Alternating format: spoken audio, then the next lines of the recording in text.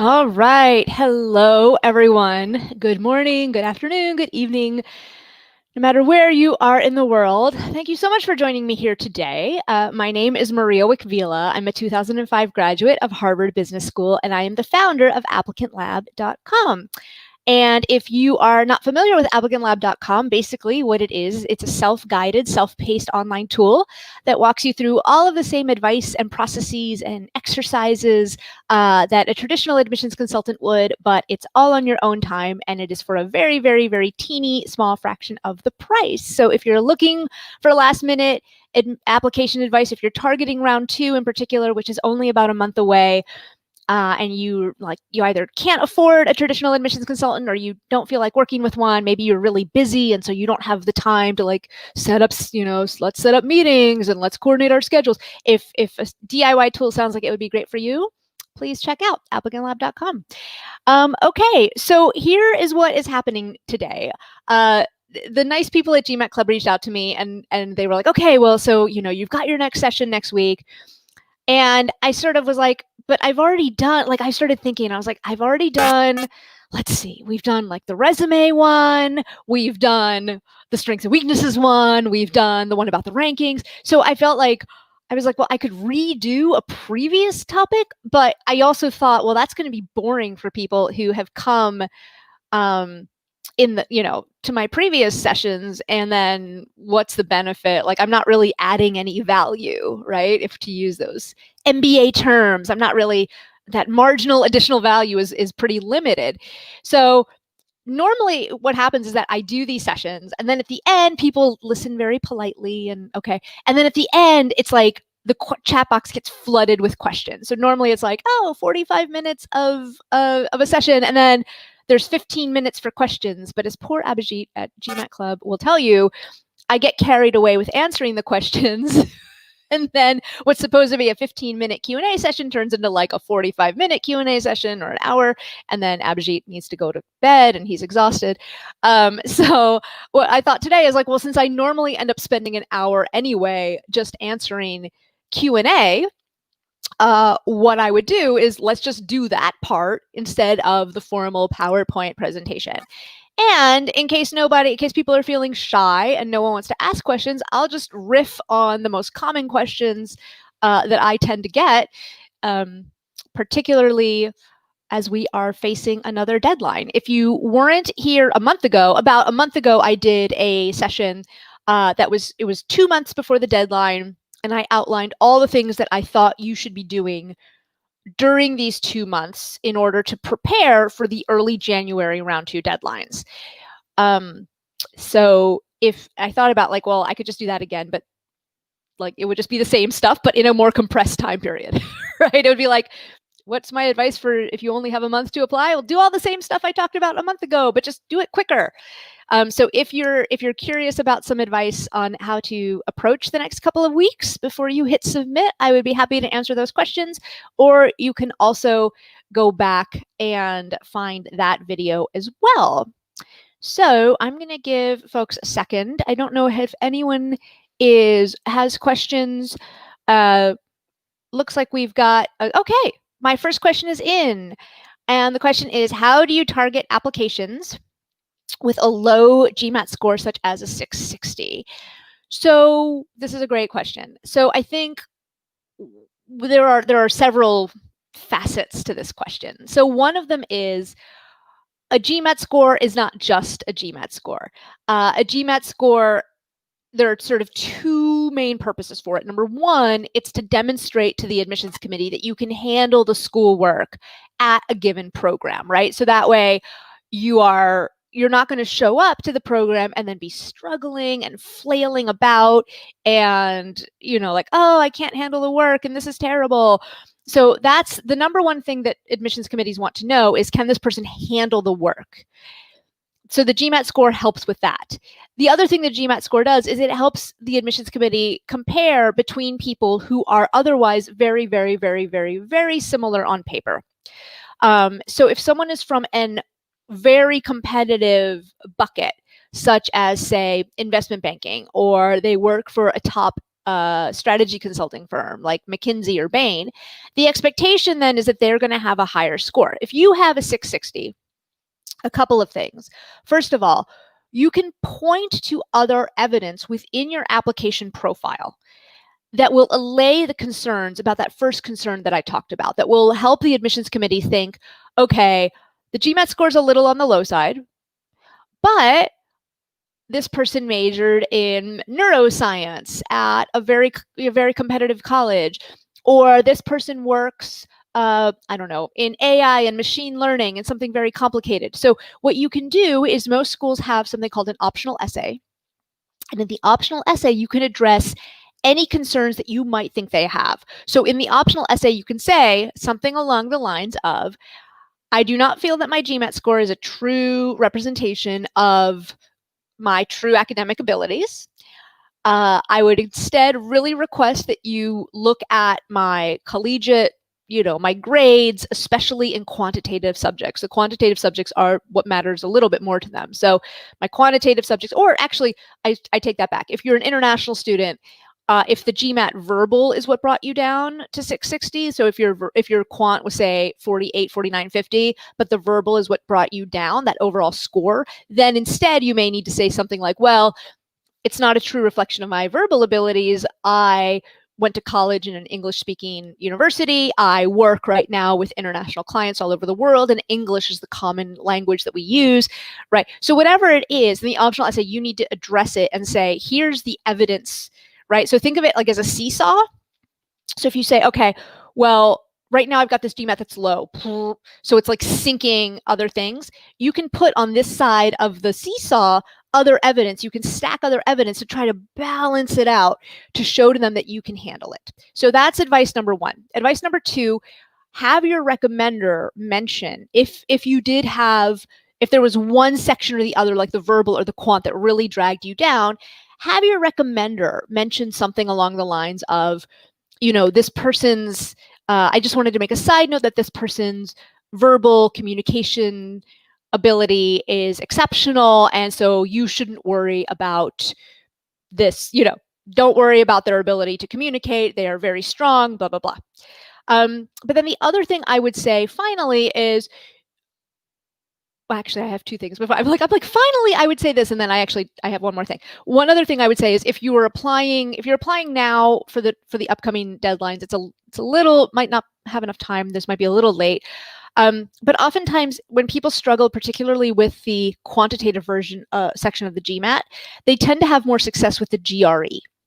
Or if people are low scorers in just standardized tests in general. So maybe somebody went to an IIT and was a class topper in the computer science department and has all these amazing, but for whatever reason, man, the GMAT or the standardized tests in general, man, you just can't crack it, right? You just can't break through that ceiling.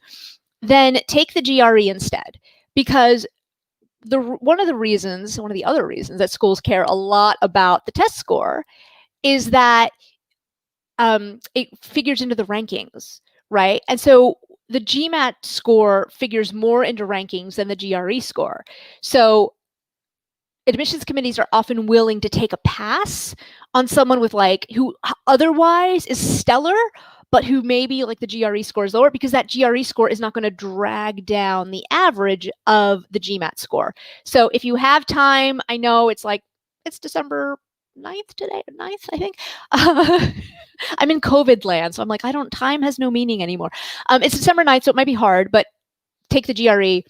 And then the final thing I would say is look, you may need to expand the pool of schools that, if you were originally targeting schools that have, let's say, an average GMAT score of 700, you may need to try to target schools that are a little bit lower, just so that way you're spreading your risk around.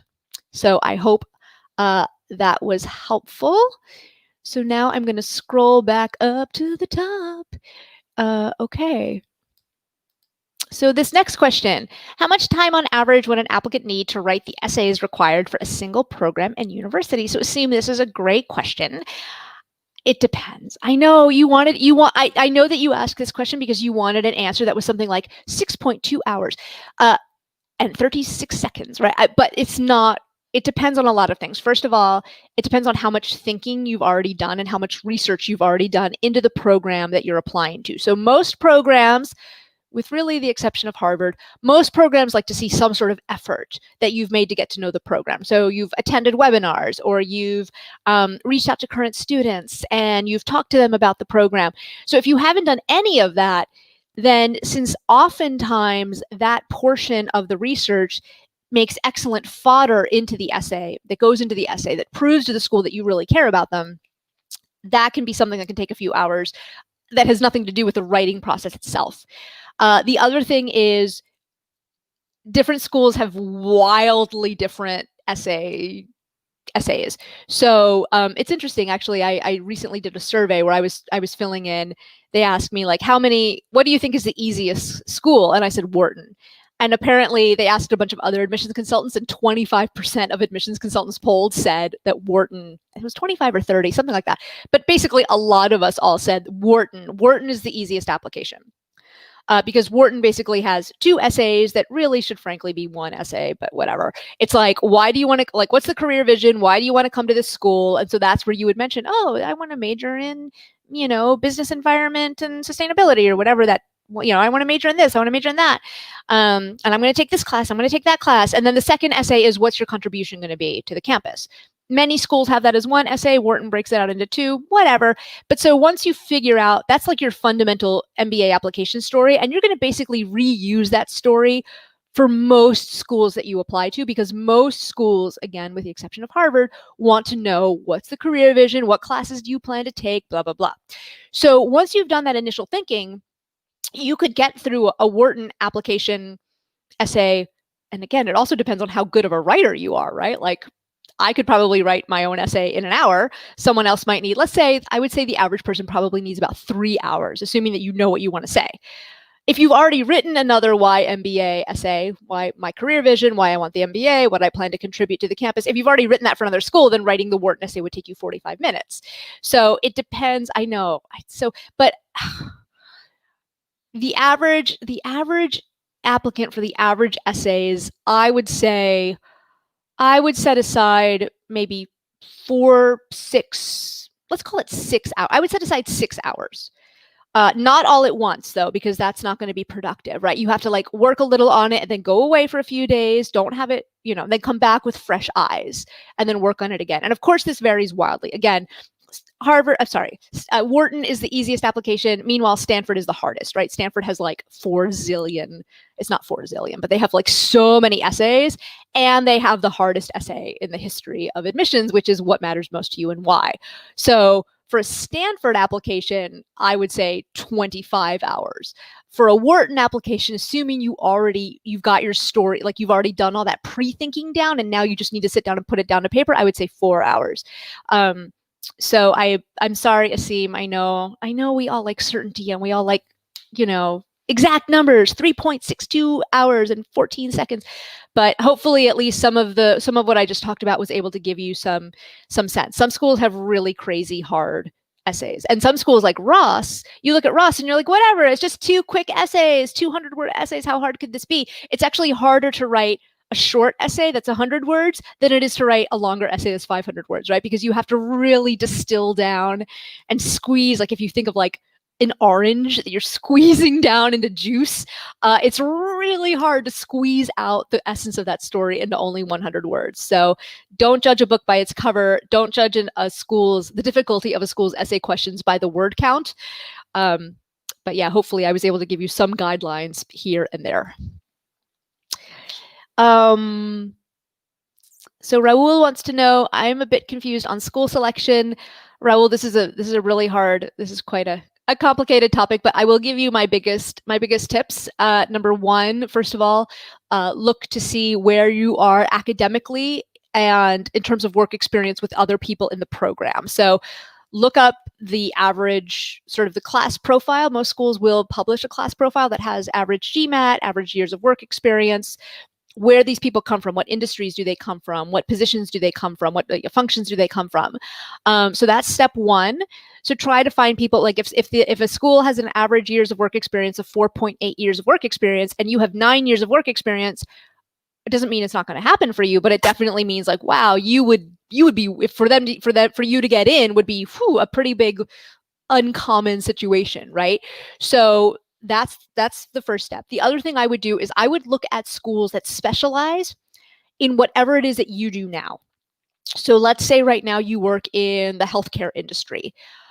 Some schools are very, very, very strong in healthcare versus at other schools, healthcare is more of an afterthought, right? So schools that are very strong at healthcare would be, let's say, Wharton, Duke, UNC, Emory, Goizetta, and then Owen at Vanderbilt. Actually, Owen at Vanderbilt is one of those schools that people don't think about for healthcare, and something like 22% of their class goes into healthcare. So it's actually one of the strongest schools for healthcare. Anyway, look at those schools that specialize in what you're currently good at, because that is an indicator to you, albeit an indirect one, but it's an indicator to you that they are open to people with your type of background.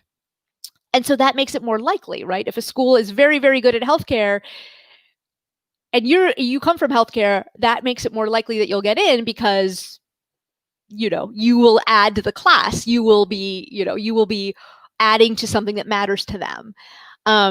So those are sort of the two things I would look at. I would say, okay, first of all, what are the numbers? How do I stack up in terms of the numbers? And then number two, on a qualitative level, which schools, because MBA programs do vary wildly, so which schools are the ones that offer what I am doing now, so that therefore they will be more likely to take me because they will see me as being a positive addition to the class. Because if a school has a lot of people who go into real estate and real estate, it's much more likely that you're going to be helping others, right? So that's my sort of more qualitative way to think about it.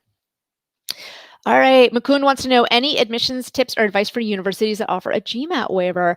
Yeah, this is a weird thing, isn't it, right? Like, people applying right now, you are simultaneously very lucky and very unlucky. People applying right now, you are lucky in that for the first time, I think, certainly in the past 10, 15 years, you can actually apply and you don't have to always have a test score for several schools. You're unlucky insofar as, because of COVID and a lot of people unfortunately losing their jobs and panicking and applying to business school as a result, the rumors have been that the volume in applications has gone way up. And so as a result, it's more competitive to get in from a sheer numbers.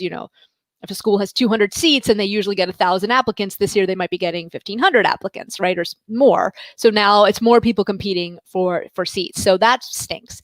So for the schools that offer a GMAT waiver, first of all, you might as well apply for one. I know some schools actually ask you to explain why you want the waiver, right? So you normally have to say either why I want it, which is, I took the GMAT online, but a hurricane hit my house in the middle of it, and so I lost all my work. Or that's an exaggerated example, of course, but their internet is going out, or the proctor isn't showing up, or there's all kinds of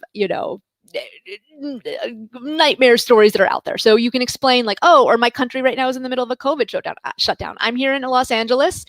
We are officially in a shutdown. We are not supposed to leave the house unless it's like vital, like groceries or some sort of medical emergency. But aside from that, we're supposed to stay inside. So if that's the case for you, and you were going to take the GMAT at a test center, and you're in Los Angeles, and you were going to take the test this week, and now you're technically not allowed to leave your house, what are you supposed to do? So number one, you have to explain why you don't have, or why you don't think your test score is great. But that's not as important. For me, the most important thing is showing them, I don't know if you were here at the beginning when someone asked about GMAT scores. The thing is, the GMAT is actually often a boon to people. It's often a good thing. So what I mean by that is that people come from all kinds of different colleges and all kinds of different backgrounds. And some people go to very fancy colleges, and some people go to, very, local community colleges that were free and that are not at all competitive or elite. And so the GMAT is normally the great equalizer, right? It allows people from non-elite backgrounds to show, like, look, I can compete with, I might not come from something that's fancy, but look at how good I am at this test. I can totally compete with the other people in your class who are from these very fancy backgrounds. If you're going to ask for a GMAT waiver, you have to prove to them that you can handle the work at their school. So you have to say, look, I would request a waiver. However, here's the evidence that I have that I am able to quantitatively handle the work at your school, and that my communication skills are strong enough. Number one, I majored in mathematics and I got A+ in all of my calculus classes in undergrad or whatever, right?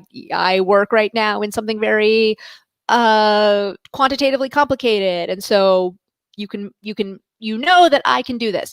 If you've taken any additional coursework outside of college, let's say in the process of ramping up to get ready for business school, maybe you've taken a calculus class or you've taken a statistics class or a finance class, point to that also as preparation. Similarly, since the other thing, the GMAT, it's the verbal and the quant. So give me evidence that you're strong at quant and give me evidence that you're strong at verbal, right? You don't need to worry about my verbal abilities because I took an English class in college and I got an A+ or a 10 or whatever a good score would be. Or I routinely am communicating with teammates all over the world, and therefore my communication skills are very strong. So don't just think that the GMAT waiver means like that you're off scot-free, that you're home free, and that like, woohoo, this means that anyone's going to get in. This is great. No, the thing is that realize that if you're not submitting a test score to prove that you are strong in quantitative and verbal topics, you need to show it some other way. Because in the absence of the score, how else are they supposed to judge you? So when you request the waiver, or if you apply with a waiver and you get an optional essay, make sure that you point out, like, I didn't apply with a GMAT score, but look, guys, look at all these things that I'm good at, all this evidence that I'm really strong at, blah, blah, blah. And that way they'll be like, oh, phew, okay, we're not worried about Mukund's ability to do well in our program because of all of this evidence. Someone wants to know, will Applicant Lab help me with school selections? So good. Thanks for asking. Applicant Lab, what I do is I have a module where I guide you in how to think about which schools, like how to start to research which schools. So for example, you have a 720 GMAT. If you're in a middle office role, then it can often be tough sometimes to prove leadership. So I would urge you in your applications to demonstrate that you have had a positive impact on other parts of the business or on your colleagues or on your department. But yeah, like in Applicant Lab, I have a whole section that's like, okay, if you're from an overrepresented group, the sort of, and this is not a hard and fast rule, but the sort of off the top of my head rule that a lot of people in admissions have is that if you're from an overrepresented group, then you might want to say, for the purposes of school selection, deduct 20 points from your GMAT score and then find schools that are at, so in your case, if I were advising you, I would say, okay, try to find a school that is sort of at the 700, 690 level, so that at least that way your GMAT score is above their average, right? So at least that way you don't have to sweat bullets about like, well, I'm kind of below the average and I don't know if I can. I'm not saying you should only apply to schools where your GMAT is above the average. Of course not. Swing for the fences. But keep in mind that it's always better to be above average than it is to be below it. So maybe look at schools that have, say, a 700 or 690. And then in terms of finance heavy schools, the number one way to do this is look at what electives are offered. So there's another presentation that I often do where I show real estate, where I show like one school that has only 3 real estate electives and another school that has 11 real estate electives. And the school with only 3 is Harvard and the school with 11 is Columbia. So for someone who wants to do, like, people often think like, oh, all the MBA programs that are kind of all the same, they're really not, right? Like I said a second ago, like Owen at Vanderbilt has 20% of their class going into healthcare. So for you, look at which classes they offer in finance. Do they only offer 4 electives, or do they offer like 15 electives in finance? That will give you a good indication that the school has invested heavily in teaching people finance. Also, look at the career reports. Every school every year has to publish where its graduates go. So you want to look at the schools and focus on the schools that send a higher percentage of people to finance. And you might find some surprises once you start digging into those reports, and you start seeing like, well, wait a minute, this school actually sent 20% of their people to the finance. Even if it's not a school that you think of as being like a finance school, some schools actually have very strong pipelines into financial roles, even if they're not quote unquote famous for finance. So look at the classes, and then look at the career reports, and then try to take it from there. Should I apply for a GMAT waiver for the top 20 colleges if you've got a GMAT of 710? So hopefully my previous answer helps cover a lot of this. If you have other evidence, if you've got like strong evidence of being good at quant and verbal, go for it.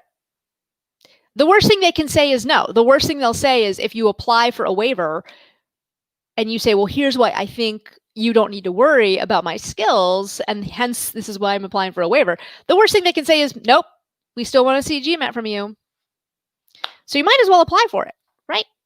You won't be in the, you'll be in the same boat as if you just go ahead and submit it anyway. So you might as well try. Mega wants to know, can we prepare for a GMAT retake and do the application together? Yes, you can. It's gonna be a pretty rough month, though. I'm not gonna sugarcoat this. It's a pretty intense process. I think my concern sometimes when people try to do both at once is that you get a little scattered, and so you end up doing a poor job at both of them, right? Like instead of doing very, very well on the essays or doing very, very well in the GMAT, it's sort of like, since your efforts are so scattered, you sort of end up kind of doing a half-baked version on both things. It's definitely possible, though. It depends on, as I said earlier, when we talked about which schools have hard essay questions and which schools have easy essay questions. If you're applying to schools that have pretty relatively straightforward essay questions, then yeah, you can absolutely like outline what your arguments are, and then take the GMAT and then go back to the essays once the GMAT is out of the way. Only you know your own learning style. So maybe you're the sort of person who can multitask like that, and some people love the multitasking. For me, if I were studying for the test, I tend to do better if I concentrate my studies in a very focused way, right? So if I were in your shoes, let's say we've got 4 weeks and I were taking the GMAT 2 weeks from now, I would pretty much only think about the GMAT for the next 2 weeks and only focus on that. But that's because that's my learning style. Like I know that I would do better in that case. So it's definitely possible. I think I have a blog post on this, but usually my advice is don't try to do a little bit of each every day, because it may be a scattered effort and you may end up with kind of half done efforts across both. Oh, somebody said something nice. I'm going to put you up on my thing. Hold on. Somebody just said something nice and I want to put it up. Yay, Hassan. Applicant Lab is so good. Thanks, Hassan. I don't know if you're a client or not, but if you are, thank you for saying that. I work really hard to try to level the playing field, so that folks can get good advice but don't have to pay thousands of dollars. Okay. Erdogan. In terms of GPA, I have a unique situation. Sorry. Oh, there you go. There's the whole thing. The person graduated in first place, graduated with a 3.5 GPA. My GPA is a 3.17. Looking into numbers, it seems low, but it is not. Okay, so what I would say for you is, the good news is you get opportunities to explain this. So let's say this other person graduated in first place with a 3.5, you had a 3.17. Let's round that up to a 3.2. Let's give you a little more credit. So let's say you have a 3.2. You have plenty of opportunities, for example, in the resume. If you were in the top X% of your class, be sure to put that. So on the resume, for example, don't say my GPA was a 3.2 on the resume, because that's going to sound low at first glance. But say I graduated from such and such university in the top 20% of my class, or in the top 10%. So if you happen to know class rank, please put that, because then that'll help. Then I'll look at the grades later on in your application packet, but I'll be like, okay, well, maybe they weren't perfect, but it was obviously a really hard course. It was obviously a super intense major because this person had a 3.2 and yet they still graduated in the top X% of the class. So that would be the number one thing to do. If for whatever reason that's not quite enough, I like to joke, like, I promise that my only answer to everything is not the optional essay, but my answer to a lot of things is the optional essay. So in the optional essay, don't complain, don't whine, don't be like, you think my GPA is low, but really, I'm really smart. Like, no, just sort of state matter-of-factly in the optional essay, like, I would like to provide some context around my GPA. My major is often considered to be one of the hardest at my university. The grading is done very harshly on a very harsh curve. And so, our valedictorian, or whoever, the person who graduated first in our class, only had a 3.5. So that hopefully that provides an indicator that the professors grade everyone very, very harshly. And as a result, I would respectfully request that when you look at my 3.2, you see it in the context of 3.5 being the valedictorian, or the number one person in the class. Jason Lee. Oh, my recommender has highlighted that she may not be able to meet the round 2 deadline. Should I go for a weaker recommendation to meet the deadline, or write into the school to ask for an extension? So the good news, Jason, is that many schools, not like maybe Harvard won't, but maybe Stanford won't. I don't know. Oh, wait, maybe Stanford's one of them.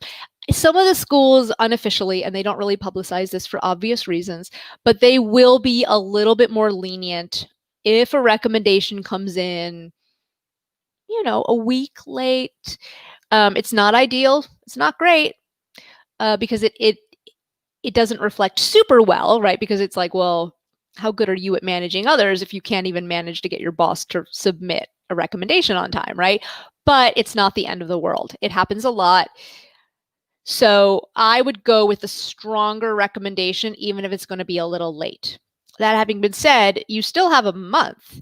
So do everything in your power for that recommendation to not be late, right? If you haven't already done this, provide your recommender with a list of, okay, here are the questions you need to answer. And of course, you can say whatever you want. I'm not going to put words in your mouth, but I would, maybe you could talk about this project, or for the question about constructive feedback and what my response was, maybe you could talk about the time that I did this. And so you can sort of write it out for her. Don't write it for her. That's really bad. But write out for her, like, sorry, I just got some dust in my throat. Write out for her, like, here's what, here's some stuff you could say. And then my hope would be that if she really is overworked, if she looks at what you've written, she'll be like, oh yeah, this actually isn't so hard. And so she'll go through and she'll sort of write her own version of what you provide. So you can try to, grease those wheels a little to try to get things to run more smoothly. I don't know that you always have to write for wait to see what happens. Wait to see if you're like at the deadline or like the day after, and then reach out to the schools where this applies and say like, hey, I just heard from my recommender that she wasn't able to get it in on time. I'm so sorry. If you happen to know why that was, maybe that could be a good thing. But I wouldn't approach them now. If you approach them now and say, my recommender said that a month from now she's going to be late with this recommendation, then it might be like, well, that's in your power, right? You as an applicant, the application is in many ways trying to gauge your leadership skills. As a leader, you should be able to try to find some sort of a workaround, but definitely go with the stronger recommendation. It's okay if it's a little bit late. Many schools are okay with that because they're human too.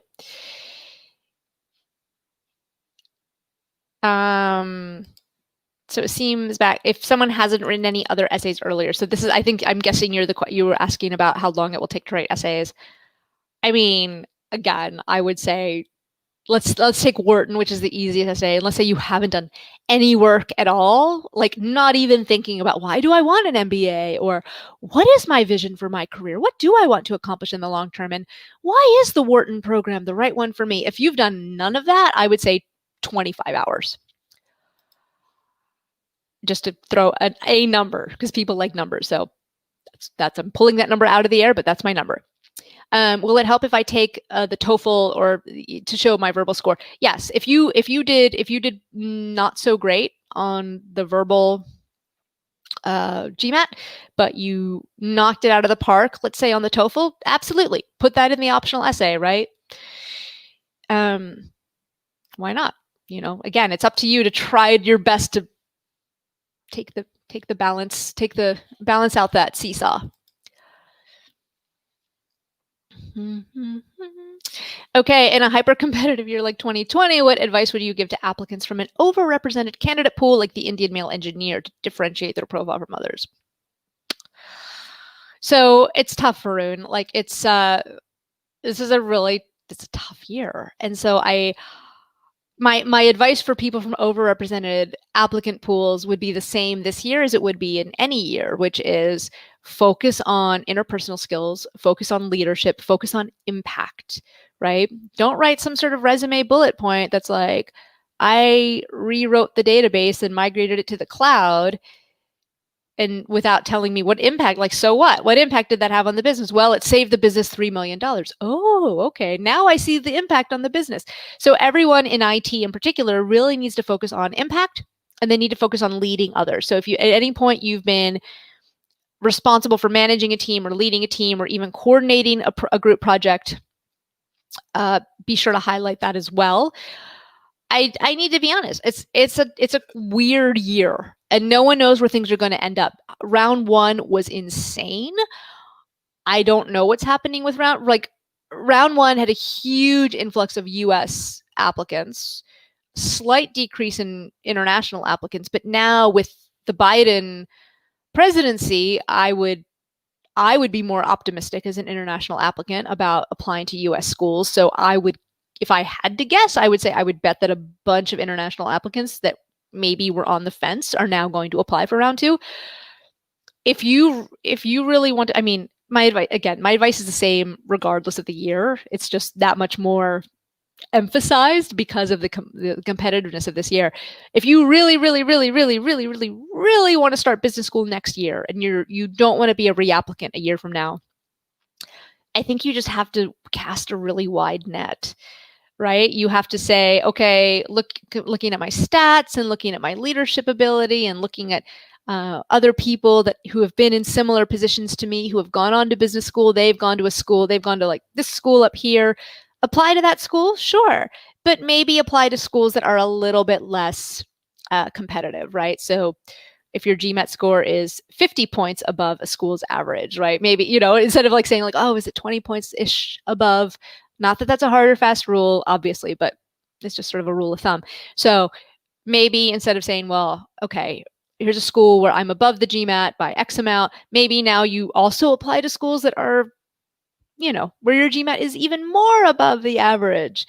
If you really want to start business school next year, you don't want to wait another year. I would urge you to really cast a wide net. The good news is that a lot of programs that are that may be a little bit easier to get into, they often, not always, but they often have pretty straightforward essays. So you can probably crank out multiple applications, hopefully. But I don't know what else to tell you. Like it's a hard year, and IT engineers is a hard, oftentimes overrepresented applicants will apply earlier in the cycle in round one. So it's being in round two is now even, you know what I mean? Like it's even harder. So like it's a whole bunch of stuff. So I would just say my easiest answer is overrepresented, focus on leadership and impact. And if you really want to go next year, maybe broaden that list of schools. What's preferred for a person with 8 years of experience, 2 years versus 1 year? So you're kind of at the cusp, right? You're right in the middle. I would say though 1 year. I think 1 year programs will be more open to someone with 8 years of experience, because if you've got 8 years now, that means you'll have 9 years next year when you enroll. So 1 year programs tend to be more open. Also European programs tend to be more open to European and in some cases Canadian programs do, in my experience, tend to be more open to older candidates. So check those out as well. Asim is saying, I understand it's not one size fits all. Yeah, I understand. Thanks, Asim. I'm just trying my best. How do you think round 3 will be for top 10 schools? Pallavi, I hate to give you bad news. I think it's going to be terrible. I don't want to say I wouldn't even bother, but there's been such a huge influx of people this year. There's been a ton of people in round 1 move to the wait list. More people are on the wait list now than would have been perhaps in previous years because of the uncertainty. So if I had to guess, I would say that schools are going to keep, they're probably going to keep a pretty aggressive wait list if I had to guess, right? And so therefore they're going to keep a lot of people in the wings that they're ready to accept. And so by the time that happens, round 3, I think will be really, really, really tough. So if you're like, I just can't, Maria, there's no way I can pull together an application in the next month. It's just not going to happen. You could apply round 3, but then what happens is that then if you don't get in round 3 and then you reapply the following year, then the onus is on you to show, I applied 6 months ago and now I'm applying again. And so you have to show some sort of upward momentum in your career at that point, right? So you have to say, I got a promotion in the past 6 months, or, I retook the GMAT and I scored a lot better. You see what I'm saying? So it's a complicated, it's a tricky thing to manage. So apply round 3 and see what happens, but then realize that then if you apply round 1 4 months later, it's a slightly tough position to be in, because then you have to explain, like, yeah, I applied a few months ago.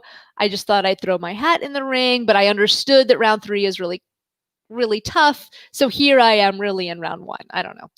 I think in many cases I would just wait until round 1 of next year. It's only a few months difference in terms of the application deadlines. Oh, what does this mean? Varod Laoti.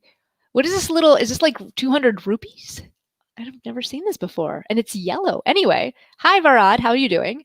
How to exploit a varied work experience. In the past 2 years, I freelanced as an architect, design consultant, but I also started my own solar energy firm and actively volunteered. So what I would do, Varad, is I would say, first of all, I would focus primarily more on the energy firm than on the consulting that you've done with design. I think that would be, it's more sort of an interesting story, right? You started a company. What does that mean, right? That usually takes a lot to start a company, right? So in terms of what facets of your profile you focus on, I would focus more on the solar energy firm. I do think, though, that you can weave in and I'm a big fan of trying to take a quote unquote negative and spinning it into a positive. So you could say something like, so I started my own energy firm, blah, blah, blah. Before that, I was working in architecture, which benefited me now because now that I have a solar energy firm and I'm working with people to put solar panels on their roofs, I understand the aesthetics of the building because I used to work in design. And so I've become much more successful. I've been more successful at selling solar panels into homeowners, right? Like, so in other words, what I'm trying to say is, like, can you pull in facets of that sort of freelance experience so that it's a benefit to you, it's been a boon to you, it's been a positive thing for you, and sort of weave that together and then sort of make that your unique selling point, right? So saying, like, because there's a lot of people who are into solar. I mean, solar is one of the no pun intended.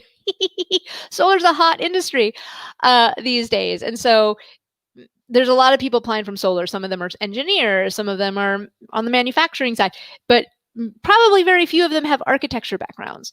So in terms of your application story, I think you could say something like, I want to continue growing my firm. I want to go to business school. I want to continue to work in the solar industry, but my expertise, my specialty is going to be designing solar panels that are attractive and look nice from a design perspective, or coming up with solutions so that homeowners aren't, they aren't ashamed of having, because solar panels, sometimes they don't look great.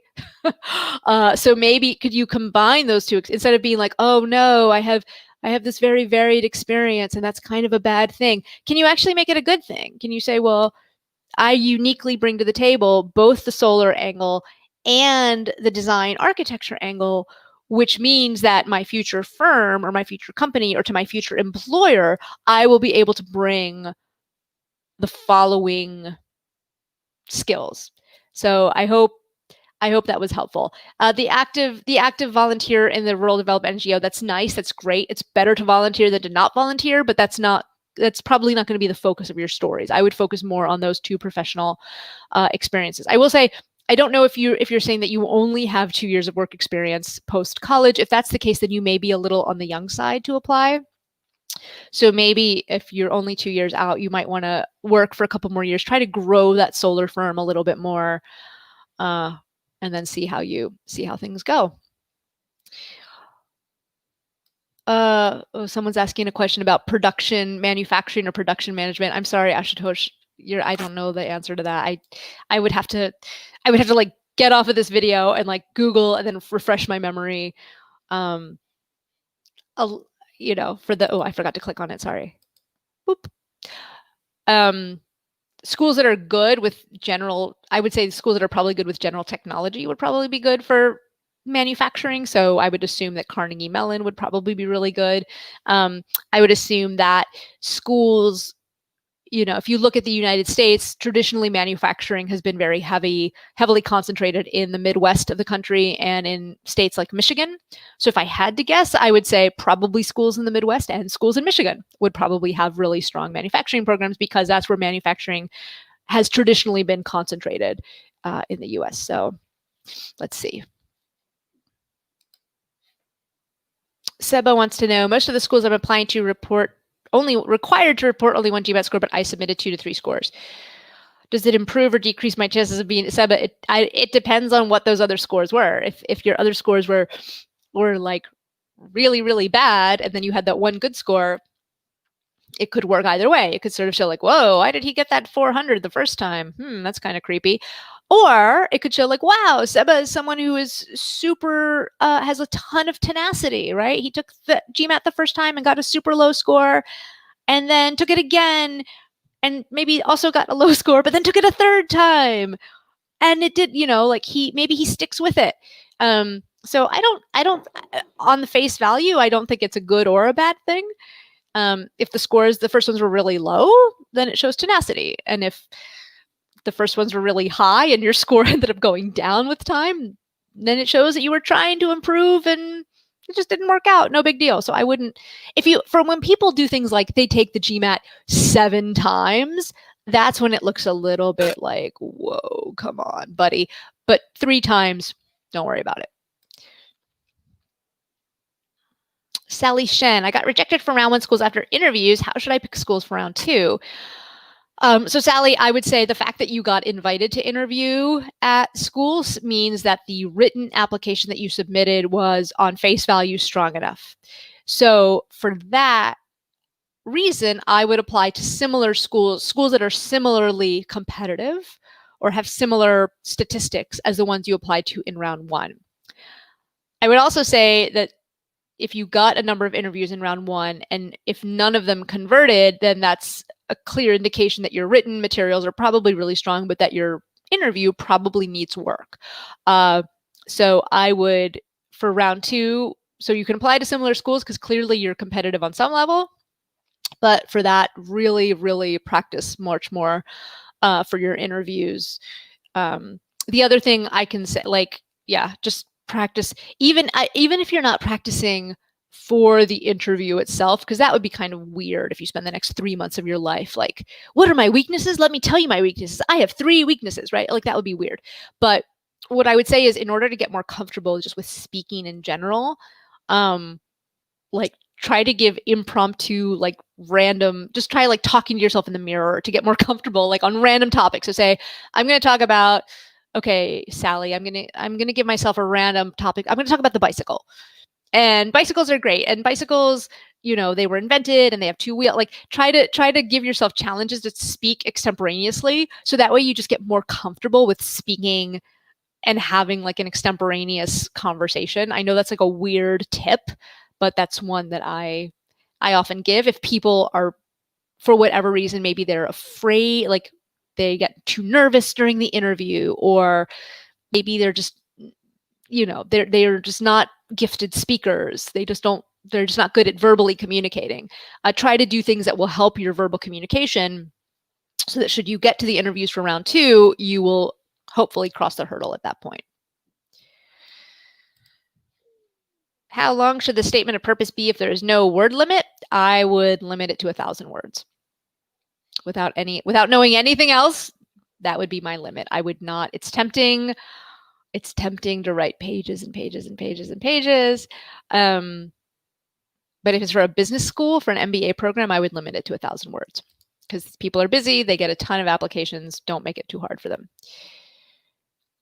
What are the best schools with someone with 7 years of design education and work experience? So, Varad, I'm sorry. This is one of those words like I can't, like, off the top of my head, like when I put on the spot, I'm not like, oh, I have them all.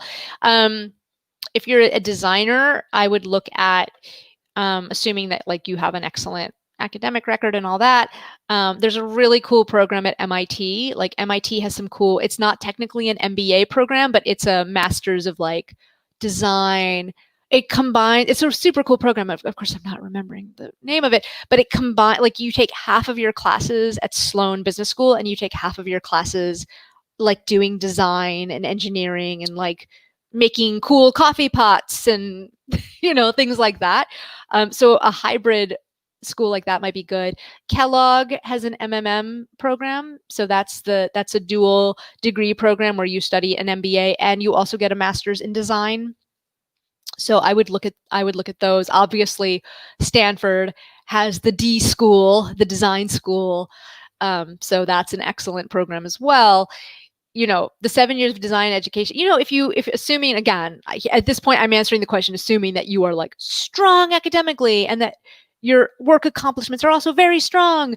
You may want to look into the Stanford MSX program. And I'm saying this for anyone on this call or on this session who may be at the sort of 8-year or more mark.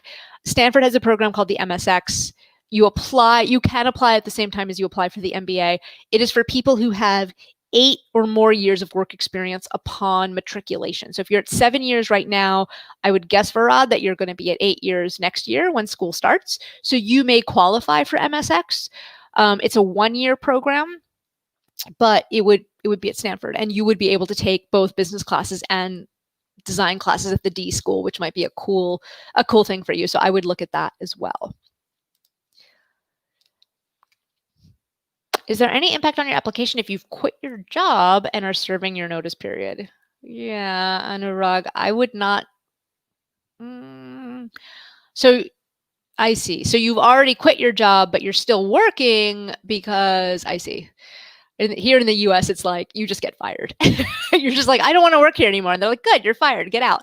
I forget sometimes that in other places, like you can't just leave. You need to stay for months and months and months. So I'm assuming that this means that you quit, but you're still technically working. I would not divulge in your applications that you quit. I would just say I'm currently employed at blah, blah, blah company, and don't bring it up because it doesn't often look good to quit. It's tough to quit right before you apply, because then it's like, well, what's your other job going to be? And let's assume that you start a new job in January or February. You're just going to be at that job for 6 months, and then you're going to come to our business school in August. Like, what's that? Like, are you telling your future employers that you're planning on bailing on them after 6 months? It opens a whole can of worms. So I wouldn't lie. I wouldn't say, oh yes, I'm going to stay at my current employer definitely until next summer. Don't lie. But I would not offer up the information that you have quit. Okay, Aditya is asking, I want to get a consulting or investment job in Canada. Want an MBA in top 25 B schools in the US and UK. No, it's not Aditya. Aditya, if you want to live in Canada, apply to schools in Canada. I mean, OMG. you should, first of all, Canada has the most open and welcoming and pro-immigrant policies of any, definitely more than the UK and definitely more than the US. Why would you go to the UK? I think the UK recently expanded it to a year. This is, I do not like take this as truth because I am not an immigration attorney. But I do think that recently, like until pretty recently, the UK, like you only got 6 months after you graduated. And then if nobody sponsored you, you had to go home after you only got 6 months. The US, if it's a non-STEM MBA, you only get a year. So that's a lot of money to spend on an education where you might only get a year to earn in dollars to pay off that debt. So if you want to live in Canada, apply to schools in Canada. Start the residency process now for Canada. Why would you waste time getting an MBA? First of all, the MBAs also in the US are more expensive usually, right? Because you have to take out huge loans because from their perspective, they're like, well, this person's going to graduate and get an investment banking job in New York City and they're going to make a ton of money. So why should I give them more loans? But so Canadian programs are cheaper. The Canadian immigration system is way, way friendlier. It's way easier to get residency there. Don't waste your time. don't waste your time with schools in the US or UK.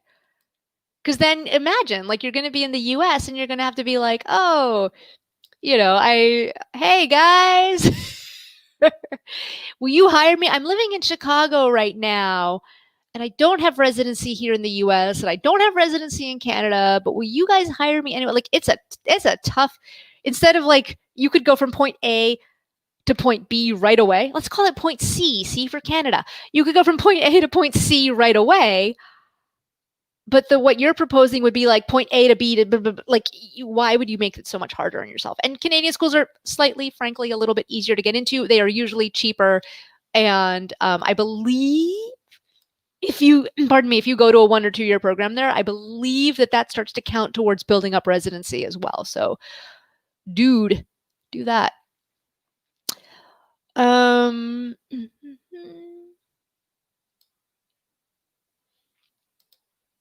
Alex Jose, I have a GMAT score of 710, Quant 48, Verbal 40. My IR is 4.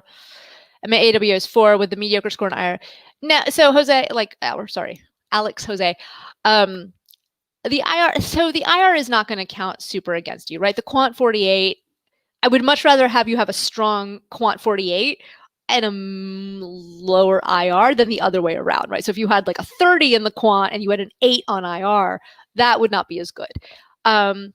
I don't think the IR is gonna hurt you. I think it's a little. I think it does raise some questions of like, well, how could this person do so well or relatively well in the Quant section, but then really like kind of flub it on IR? I don't think it's a concern. I do think it's not optimal, right? Because I think the concern that, at least what I have, my concern is that when people do really well in the Quant and then they don't do very well at all in the IR, I think to myself, okay, so did they just simply not really study for IR? Like, is that what we're seeing here? Are we seeing here someone who's trying to game the system a little by like focusing all their efforts over here, but not really studying for the other part of the test? But I don't think it's bad. If you had like a 2 in IR, then I'd be like, oh, that's not great. But I think you're fine. I wouldn't. There's so many bigger fish to fry in this process. I think it's okay. Okay, someone's asking another question about unemployment, but I sort of talked about it. But the one part I didn't talk about, sorry, Asim, you're right. Excluding COVID as, sorry. I was going to say, if you're unemployed and it's because of COVID, then that's fine. Just explain to them, it's COVID, I lost my job. I mean, it's always a slight disadvantage to be unemployed when you apply, because part of what they're looking at is like, okay, is this person, are our corporate recruiters going to want to hire this person? And so if somebody has a spotty employment history, the corporate recruiters might say, well, wait a minute, like, why does this person have a spotty, like, do they not play well with others? Do they not like working for other people? So it's only a concern insofar as the admissions officers will say, well, wait, like, our corporate are our corporate recruiters going to have a pause on this person? If it's a brief period of unemployment, don't worry about it. If it's an extended period of unemployment, it's not great, just because what is an employer going to think? Are they going to think, well, wait a minute, I don't want to hire this person. Like, they might be a loose cannon. So it's always better to be employed than unemployed. But if you are unemployed, just explain the circumstances. Tell them what you're trying to do with your time now, that you're not just sort of sitting around watching Netflix and eating ice cream, which is what I would do if I had time on my hands. But anyway, so you can be doing that. Just don't talk about it. But talk about oh, here I'm trying to get a job, and I've already had 14 interviews, and I've already talked to people about pre-MBA internships. At least let's show them that you're not just sort of sitting back feeling sorry for yourself, but that you're trying to hustle as much as you can. Okay, and I think we are at almost the last time, but I love Justin's question, so I'm going to answer Justin's question. Don't worry, poor Abhijit right now is like, oh my God, am I going to be up until 2 in the morning because Maria ends up talking for 3 hours? Don't worry, Abhijit, I'm watching the clock. I will respect you. This poor person at GMAT Club. I'm so sorry. Anyway, so Justin Lau asks an excellent question. Can you give some examples of a habit of leadership, or leadership in general, that is outside of formal leadership roles at a company or organization? And then also, how can we draw a thread through varied volunteerism? So lots of things. So Justin, first of all, you can be a leader even if you don't have the designation of leader, right? So you don't have to be technically the person in charge. I mean, we've all worked with people who were technically the person in charge who just stunk at what they were doing, right? We've all been in that situation. And we've also all been in situations where maybe we weren't formally the person in charge, but we sort of stepped up and we're like, okay, guys, we're not really getting anywhere. So let's think about, let's get started. Let's go. Right? So first of all, you can prove leadership in the essays and also in the application form. You get to describe what facets of an experience that's in your control. That narrative is in your control. What elements, what details do you focus on? So if you were part of a project where you were sort of you weren't technically the leader, but you were kind of, you were kind of the person who was pushing things along, you can describe that. You can say I was on a team, the team was stuck. I wasn't technically in charge, so it was kind of, I wasn't in a position to just sort of basically say, okay, guys, let's make it happen. But I still had to get things to happen. So here's what I did. Here's how I persuaded other people. Here's how I motivated other people. Here's how I influenced other people. So sometimes it's actually even more impressive if you get something done if you're not technically the person in charge than if you were technically the person in charge, right? Because the boss can always sort of scream and threaten firing people. But if you're not the person in charge and yet you still get something done, that's just as good, if not better. So focus on the details around what did you do, what was the impact that you made, and how did you make that impact, right? You want to convey yourself as someone who is empathetic and someone who brings people together, right? So if you got something done by screaming at a lot of people and threatening them with violence, guess what? Don't talk about that. But if you're the sort of person who's like, okay, guys, I once worked with someone who was at a pharmaceutical company and there was something happening that was really stalled and people were super demoralized. And one thing he did was he basically said, look, how many of us know, let's say it was not a heart disease drug, but let's say it was. How many of us have friends or family who have died of heart attacks, right? So many of us. Think of how many people. Here's a story of a little girl whose father died in his 30s of a heart attack. Just think, if we can get this thing to market, think of all the lives we'll be saving. And so he basically used these real patient stories or hypothetical patient stories to be look, I know that right now we all want to give up, but look at this story, or look at this person whose life we could have saved if only we would have had. So that's how this person was not in charge, but got other people to, instead of being oh, I don't know, this project is dumb, it's never going to go anywhere. No, he rallied the team on that. So that is for me, at least, I thought that was an amazing leadership story. So try to focus on how you did it. Now, in terms of outside of formal leadership roles at a company, another way that you can show leadership is often if you're at a large company, you can do this through the employee support groups or the employee resource groups, right? So if somebody is a member of like the women's group, so like the JP Morgan women's group or the, whatever group at such and such company, that's a great place to get to show leadership, even if your formal job does not allow it. I've also had people do things like well, it's a little late now if you're targeting round 2, but people do things like they might, I had someone once who had gone on like this month-long Vipassana meditation retreat, and then they came back and they started a meditation group where at lunchtime pre-COVID, they would meet twice a week and do meditation, right? So there are lots of ways to sort of demonstrate that initiative and to demonstrate having a positive impact on others, regardless of what your title is. Now, to draw a thread through varied volunteerism, my easiest answer is think about the overall picture that you're presenting. And if your volunteerism is all over the place, maybe you strategically leave some of it out. Right. So that way you don't, if your volunteerism is really like, I spent one day at the animal shelter and I spent one day at the Red Cross and then I spent another day feeding homeless people. Like if it makes you seem like not really committed or sort of scattered, maybe you only talk about one of those 3 examples. So first of all, if you've had really all over the place volunteerism, maybe you leave some of them out if they don't fit into an overall narrative. And if you have to choose the volunteering in situations where you've made the most impact. So if you, on the one hand, tutored an underprivileged child, and on the other hand, helped a nonprofit raise $100,000 through some sort of black tie gala, guess what? I would tell you to focus on the one with $100,000. Not that there's anything wrong with tutoring the kid, but when you sort of weigh the relative impacts, focus on those as well. And then finally, in terms of the thread through varied volunteerism, again, this is where the people are like, oh, the essays, I hate the essays. I get it. But the essays are actually also a gift because the essays allow you to explain your rationale. I actually had this. I'll tell you, I did this, and then I'll end after this. I had done in college, I had volunteered for a domestic violence shelter. And then after college, I had volunteered with foster children.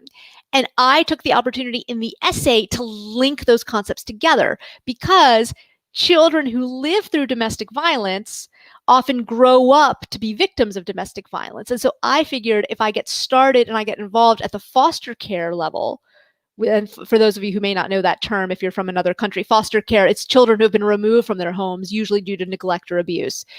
So I thought, well, if I can impact kids earlier when they're in foster care, maybe then they won't grow up to become victims of domestic violence. So I actually used in the essay, I built that link for the reader. So that way there wasn't that head scratching moment. So it's on you to try to find those connections and link them together yourself. And with that, I am over time, but I promise Abhijit, I will not keep him up all night. So thanks guys. I'm so glad that this worked out. As if you missed the beginning, I was sort of like, I feel like I've covered a bunch of stuff already in all my presentations, so we're just going to open the floor to questions. And I thought maybe no one is going to ask a question. It would just be me here, like putting on a show. But I thought I think this worked really well. So if you liked this session, give me a like on the YouTube like button, and then that way GMAT Club will ask me back and I can do this over and over and over again. Hooray. So yeah, I hope this is useful. And if you're looking for last minute advice on your applications, check out applicantlab.com. Thank you very much. Take care, everyone.